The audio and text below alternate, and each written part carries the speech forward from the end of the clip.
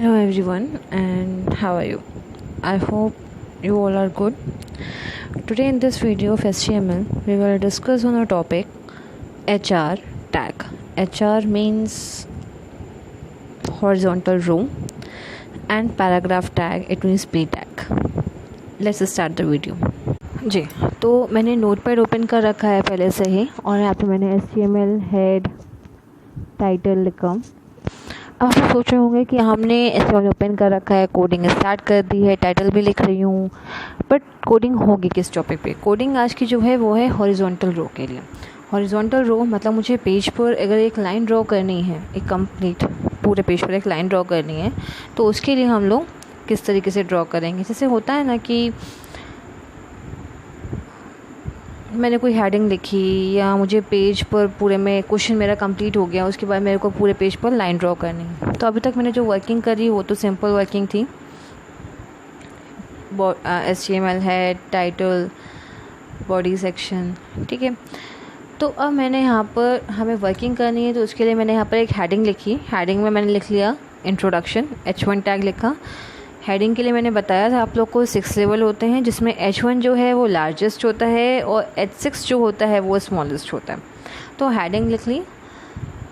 अब इसके बाद मैंने थोड़ा सा स्पेस लेकर के बॉडी टैग और HTML टैग को क्लोज़ कर दिया। पेज को सेव करते हैं, file menu, save option.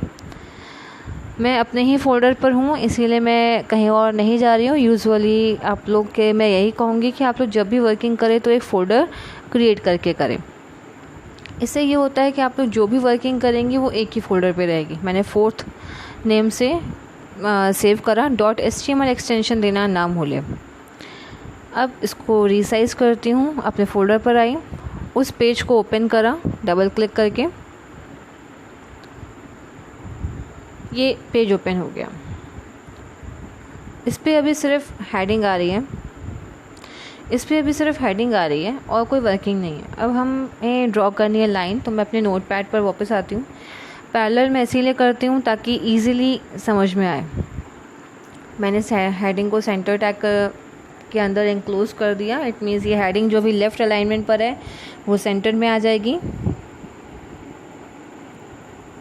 Notepad पर वापस आते हैं। अब हम लोग यूज़ करते हैं यहाँ पर HR टैग। HR टैग के लिए ही मैं ये वीडियो बना रही हूँ। HR मतलब हॉरिजॉन्टल रो। जब हम लोगों ने ये सिंपली HR अप्लाई करा तो यहाँ पर आ करके मैंने इसको रिफ़्रेश करके देखा तो यहाँ पे पूरे पेज पर एक लाइन ड्रॉ हो जाएगी। देखिए फुल व्यू पर। मैं आपको फिर से बता दूं, आप लोग HTML के पेज पर यानी कि नोटपैड पर जो भी चेंजमेंट करते हैं, मैं यहाँ पर उसको Ctrl+S शॉर्टकट की से सेव करती रहती हूँ, और सेव करने के बाद मैं वेब पेज पर आकर उसको रिफ़्रेश करती हूँ। अब मैं HR के एट्रीब्यूट्स के बारे में पढ़ती हूँ। HR के एट्रीब्यूट मतलब उसकी प्रॉपर्टीज़। हम लोग HR अभी सिंपली लाइन ड्रॉ करी, उसमें क्या क्या चेंजमेंट कर सकते हैं। जैसे मैंने यहाँ पर इसकी साइज़ रख दी है 7, तो ये HR यानी कि जो लाइन है उसकी विड्थ थोड़ी बढ़ जाएगी। अभी आपको विड्थ यहाँ पे थोड़ी सी बड़ी हुई दिख तो रही है, लेकिन वो क्योंकि हॉलो इट मीन्स लाइन में विड्थ तो है लेकिन उसके अंदर कोई कलर नहीं है, जिसकी वजह से वो आपको प्रॉपर नहीं समझ में आती। तो मैं एक काम करती हूँ, इसके 2 एट्रीब्यूट्स हो सकते हैं। एक तो मैं इसमें कलर अप्लाई करती हूँ। कलर से ये होगा, आपको कलर शो करेगा कि हाँ उसकी विड्थ में क्या चेंजमेंट हुआ है। तो मैंने यहाँ पर एक कलर फिल कर लिया, सेव करती हूँ। सेव करने के लिए Ctrl+S, वेब पेज पर आई, रिफ़्रेश। अब देखिए यहाँ पर जो लाइन की विड्थ थी वो बढ़ गई। मैं इसको फिर से मैक्सिमाइज़ करती हूँ ताकि आप लोगों को क्लियर दिखाई दे थोड़ा सा और। अब देखिए जो पहली लाइन थी वो सिंपली एक सिंगल सी, उसके बाद जो मैंने उसमें बढ़ाई उसकी साइज़ में इंक्रीमेंट हो गया 7 पिक्सल। पिक्सल मतलब कि पॉइंट्स। मैंने इसी लाइन को कॉपी करा। कॉपी करने के बाद मैं इसमें और एट्रीब्यूट बताती हूँ। तो मैंने इस कलर को चेंज कर दिया। मैंने यहाँ पर पिक्सल की वैल्यू भी चेंज कर दी। मतलब जो पिक्सल मैंने बोला ना, पॉइंट्स एक्स वाई एक्सिस पर, एक्स और वाई एक्सिस जितनी बार भी कट होता है उसका 1 पिक्सल होता है। रिजोल्यूशन जिसको हम लोग कहते हैं ना, इतने पिक्सल कैमरा, इतने पिक्सल की स्क्रीन, तो वो रिजोल्यूशन पर है। अब मैंने इसकी विड्थ में चेंजमेंट करा। विड्थ मतलब चलिए क्या होता है विड्थ मतलब वो देखते हैं, लेकिन इसकी 2 वैल्यूज़ हो सकती हैं। इन 2 वैल्यूज़ में आप लोग परसेंटेज वैल्यू भी दे सकते हैं और पिक्सल वैल्यू भी। शुरुआत में करती हूँ परसेंटेज वैल्यू से। अब देखिए यहाँ पे रिफ़्रेश करने के बाद वेब पेज पर क्या हुआ कि जो साइज़ था वो छोटा हो गया। मैं इसको मैक्सिमाइज़ करती हूँ। ये जो 50% है ये पूरे पेज का, वेब पेज का 50% होता है। अब मैंने कहा कि मैं यहाँ पे पिक्सल वैल्यू भी ले सकती हूँ। मैंने स्टेटमेंट फिर से कॉपी करा, पेस्ट करा। अब मैं यहाँ पर इसकी पिक्सल वैल्यू देती हूँ। मान लीजिए मैंने 200 दे दिया। सेव करते हैं, Ctrl+S। वेब पेज पर आते हैं तो रिफ़्रेश बटन का मैंने यूज़ करा। रिफ़्रेश बटन की हेल्प से हम लोग यहाँ पर चेंजमेंट देख सकते हैं। लेट्स सी, मैक्सिमाइज़ करने पर आपको चेंजमेंट साफ समझ में आ रहा है। वहाँ मैंने 50% लिखा था, वो लाइन बड़ी है, जबकि जहाँ मैंने 200 लिखा था वो लाइन छोटी है, क्योंकि वो 50% है वेब पेज का और ये 200 पिक्सल है। ठीक, मैं इसी लाइन को फिर से कॉपी करती हूँ। इसके बाद मैंने यहाँ पे 50% वाली लाइन को कॉपी करा ताकि मैं आपको 50% और 50 पिक्सल में डिफरेंस शो कर सकूँ। मैंने Ctrl+S की हेल्प से सेव करा और रिफ़्रेश बटन यूज़ करा। अब आप लोग देख सकते हैं कि इसमें क्या हुआ, चेंजमेंट 50% और 50 पिक्सल में जो डिफरेंस था वो यहाँ पर आपके सामने है। अब मैंने इस लाइन को फिर से कॉपी करा, पेस्ट कर रहे हैं। अब हम लोग यहाँ पर इसका अलाइनमेंट यूज़ करेंगे, अलाइन एट्रीब्यूट। अलाइन एट्रीब्यूट क्या वर्किंग करता है? अलाइन एट्रीब्यूट, अभी देखिए आप जितनी भी लाइंस आ रही हैं, जो पूरे पेज पर आए तो उसका तो लेफ़्ट राइट सेंटर कुछ समझ नहीं आता। देखिए अभी मैंने यहाँ पर लाइन लेफ़्ट लिखा था तो ये एक लाइन मेरी लेफ़्ट साइड पर शिफ्ट हो गई जो मैंने आखिरी में ड्रॉ करी। मैं कही थी जो मैंने लाइन ड्रॉ करी पूरे पेज पर आ रही है उसका तो अलाइनमेंट शो नहीं होता है, क्योंकि वो तो भाई लेफ़्ट है, राइट है, सेंटर है, सब इक्वल है। मैं इधर फिलहाल इसका फ़ॉन्ट साइज़ थोड़ा सा छोटा कर रही हूँ ताकि ये सब कुछ एक लाइन पर आए तो आप लोगों को मिसकंसेप्शन ना हो, कन्फ्यूजन ना हो। तो मैंने इसका फ़ॉन्ट साइज़ थोड़ा सा छोटा कर दिया ना। मैं इसमें अलाइन एट्रीब्यूट, पहला एट्रीब्यूट मैंने यहाँ पर लेफ़्ट करा। अब सेंटर बाय डिफ़ॉल्ट है, तो अगर आप लोग सेंटर अप्लाई करेंगे तो भी ठीक है, सेंटर अप्लाई नहीं करेंगे तो आ ही रहा है, क्यों अप्लाई करना। नेक्स्ट अलाइनमेंट मैं यहाँ पर राइट अप्लाई करती हूँ, Ctrl+S, विंडो पर आए वेब ब्राउज़र पर, refresh. Now see right alignment. वापस नोटपैड पर आते हैं। अब हम यहाँ पर एक और एट्रीब्यूट के बारे में देखते हैं। सॉरी, मैंने सेंटर कर दिया इसको पहले। सेंटर अलाइनमेंट से आप लोग देख सकते हैं कि रिफ़्रेश करेंगे तो कोई फ़र्क नहीं, जैसे वो लाइन थी बिना अलाइनमेंट लगाए वैसे ही ये लाइन भी है बिना अलाइनमेंट लगाए।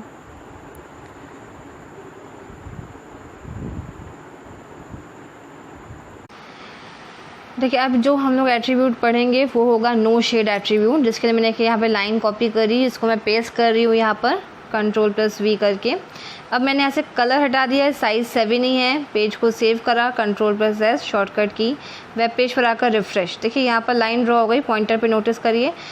अब यहाँ पर मैंने जो लाइन ड्रॉ कर रही हूँ उसमें आप लोग देख रहे हैं कि वो सेम दिखाई दे रही है, हॉलो है, मतलब खाली है, तो वो क्लियर समझ में नहीं आ रही। इसलिए मैंने यहाँ पर अप्लाई किया नो शेड एट्रीब्यूट। नोटपैड पे देखिए साइज़ 7 के बाद ही मैंने लिख दिया नो शेड। अब सेव करने के बाद रिफ़्रेश, वेब पेज पर देखिए यहाँ पर क्या हुआ कि एक और लाइन ड्रॉ हो गई जो कि ग्रे कलर की शेड में आपको यहाँ पर दिखाई दे रही है। अब इसी वीडियो में मैं आप लोगों को नेक्स्ट टैग पी टैग बताने जा रही हूँ। इस पी टैग की हेल्प से हम लोग पैराग्राफ क्रिएट कर सकते हैं। मैंने नोटपैड ओपन कर लिया, यहाँ पे मैंने कोडिंग स्टार्ट करी। HTML है, टाइटल, जो भी टाइटल देना है, फ़िलहाल मैं यहाँ पे पैराग्राफ टैग यूज़ करूँगी टाइटल के तौर पर। अब देखिए जिस भी टैग को मुझे क्लोज़ करना होता है, मैं फिर से कहूँगी एंगल ब्रैकेट के बाद हम लोग स्लैश का यूज़ करते हैं, जिसकी हेल्प से हम लोग कहते हैं कि वो टैग क्लोज़ हो गया। तो ऐसे टैग जिसमें ओपनिंग टैग, क्लोजिंग टैग दोनों होते हैं वो हम लोग के होते हैं container tag. Body tag open करा, थोड़ा सा स्पेस लेकर के मैं यहाँ पर क्या करती हूँ, इस बॉडी टैग और HTML टैग को क्लोज़ कर लेती हूँ।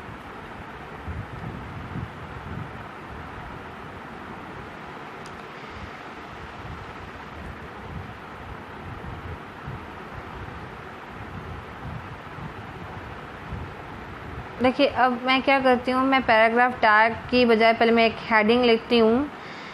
हेडिंग मैंने लिख दिया, मान लीजिए इंट्रोडक्शन।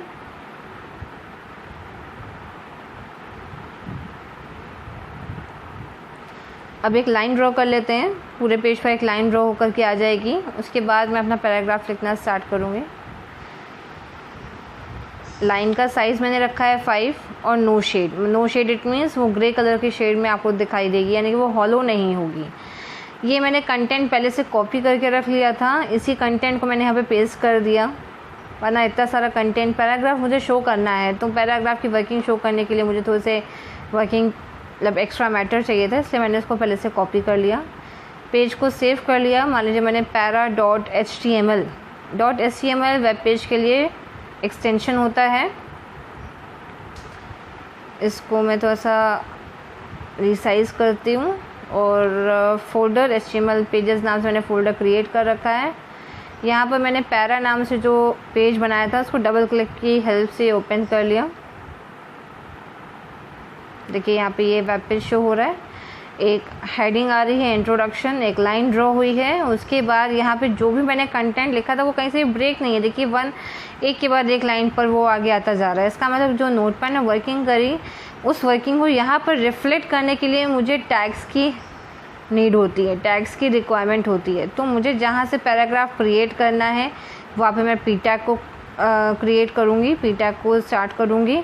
और जहाँ पे मैं चाहती हूँ कि वो पैराग्राफ एंड हो जाए, देखिए मैंने यहाँ पे एंटर करा, यहाँ पे मैं चाहती हूँ कि यहाँ पे पैराग्राफ एंड हो जाए, तो मैंने इसके लिए यहाँ पे पी टैग को क्लोज़ करा, सेव।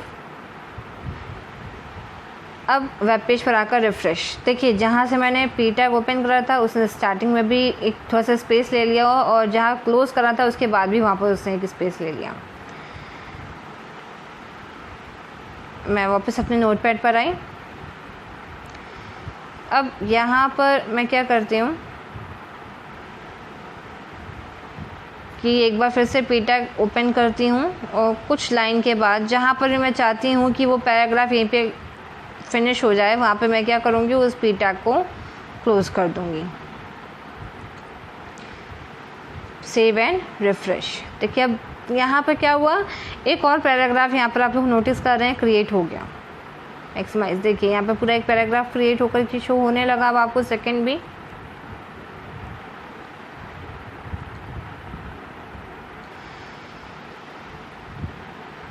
अब मैं यहाँ पर अलाइन एट्रीब्यूट आपको बताऊंगी। तो जो मैं यहाँ पे मैंने पी पहला टैग ओपन करा था वहीं पे मैं अलाइन अप्लाई कर रही हूँ। ये पैराग्राफ टैग का एट्रीब्यूट है। बाय डिफ़ॉल्ट तो अलाइनमेंट जो होता है वो लेफ़्ट होता है। सारा कंटेंट आप लोग देखेंगे तो लेफ़्ट साइड से सेम, मतलब एक जो उसका इंडेंटेशन होता है वो करेक्ट होता है, वो एक मार्जिन पर ही वर्क कर रहा है। बट जहाँ पे फिनिश होता है वो स्पेलिंग के अकॉर्डिंग होता है। कोई स्पेलिंग या जहाँ पर लाइन एंड हो रही है थोड़ा सा आगे पीछे मार्जिन हो जाता है। और सेकंड पैराग्राफ मैंने जहाँ पे लिखा था वहाँ पे मैंने अलाइन कर दिया सेंटर। मैं एक और पी टैग अप्लाई कर रही हूँ थर्ड के लिए और यहाँ मैंने कर दिया जस्टिफाई। देखिए जस्टिफाई में क्या होता है कि आप लोग का right and left both side से मार्जिन सेम होता है, मतलब बोथ साइड से जो मार्जिन होता है वो इक्वल होता है। मैं इसको मैक्सिमाइज़ करती हूँ, रिफ़्रेश करती हूँ।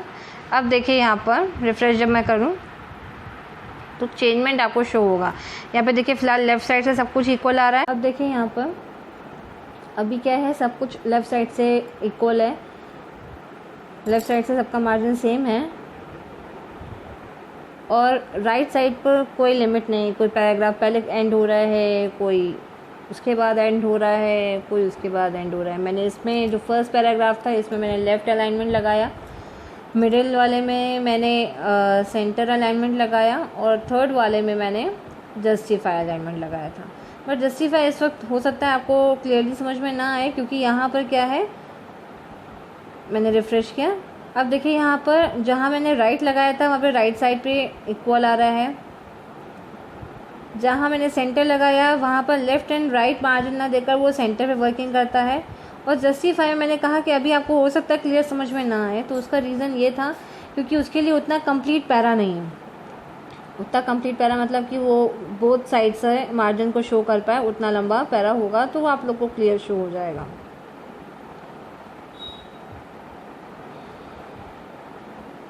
आई होप सबको समझ में आया होगा। कोई डाउट हो तो thank you for watching this video and please do like, subscribe and share.